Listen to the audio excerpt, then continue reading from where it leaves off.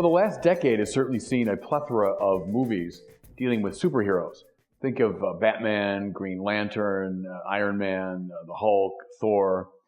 But at least judging by box office receipts, the most popular has been Spider-Man.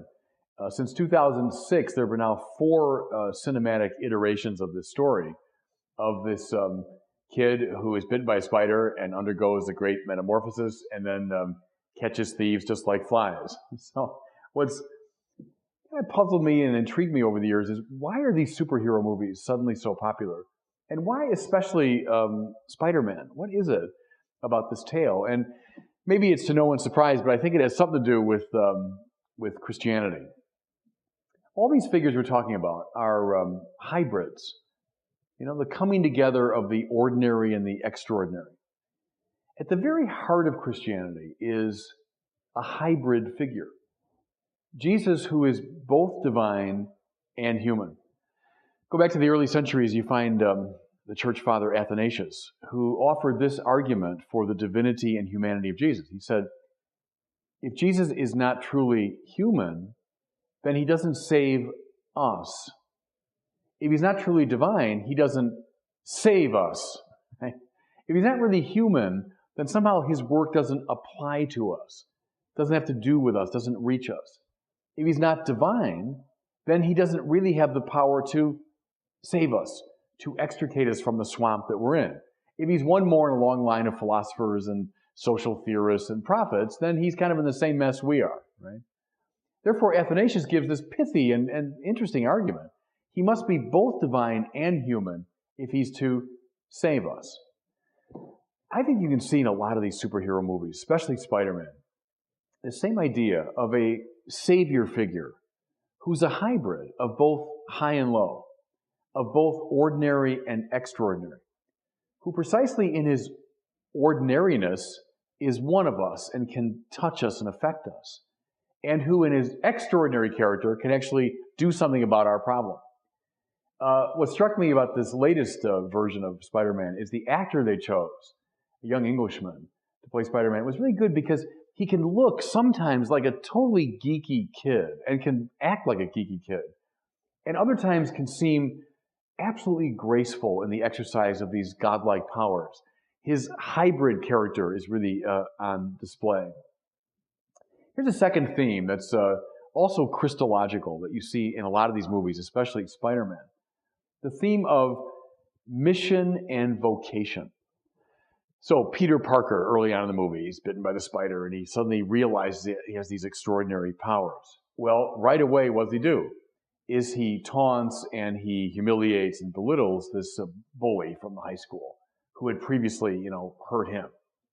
Well, right away, his uncle, the famous Uncle Ben, intervenes. Uncle Ben is played by the great Martin Sheen. He was always kind of beautifully understated, I think, in his acting. Well, Uncle Ben challenges Peter right away. So yeah, you've got these powers, and what are you going to do with them? Will you use them to aggrandize your ego, to settle old scores, to show off? Or will you use them in a program of love? Will you use them as part of a program to help and to protect and to aid other people? Well, now go right back to the beginning of the Gospels. We have these reports of Jesus in the desert. What's going on? He knows himself to be the anointed Son of God. He knows himself to be the beloved Son of his Father. What's the temptation? Temptation is now to use that messiahship in a way that, feeds himself, that aggrandizes his own pride and ego, and gives him power. So the devil in that story offers to him these misuses of his messianic identity. At the heart of the story, of course, is Jesus resisting those temptations and giving his messianic authority and power over to a program of love. And now his public life, unfolds. Well, I think it's very similar in a lot of these superhero movies, especially Spider-Man. What do you do with the powers you have? And Peter Parker's challenge is to resist the temptation and discover his real mission and vocation. Toward the very end of the movie, there's a scene where one of his teachers, an English teacher, says to the class, now it's been said there are, 9 plots to every story. There's only 9, basic versions of stories. And then she says, but I think that's wrong. I think there's only one. And it's, who am I? I thought, it's not bad. It's not bad. Almost any story, any movie, any narrative can be reduced to that question. Who am I? Discovering your mission and vocation. So I find that very strongly in certainly in Spider-Man. Here's a third motif that's I think rather strongly religious. That of the use and abuse of knowledge. So in the Spider-Man story, at least this most recent version of it, you have Peter Parker's father and one of his colleagues many years before, Dr. Connors, are doing experiments with this interspecies, mixing. And in the hopes of dealing with a lot of, really basic human and physical problems, to amputee victims and so on and so forth. Are they good people? Yeah. Is it a good program? Yeah. But their hubris is unconstrained. And the results of this grasping at a knowledge that will solve our problems results in disaster.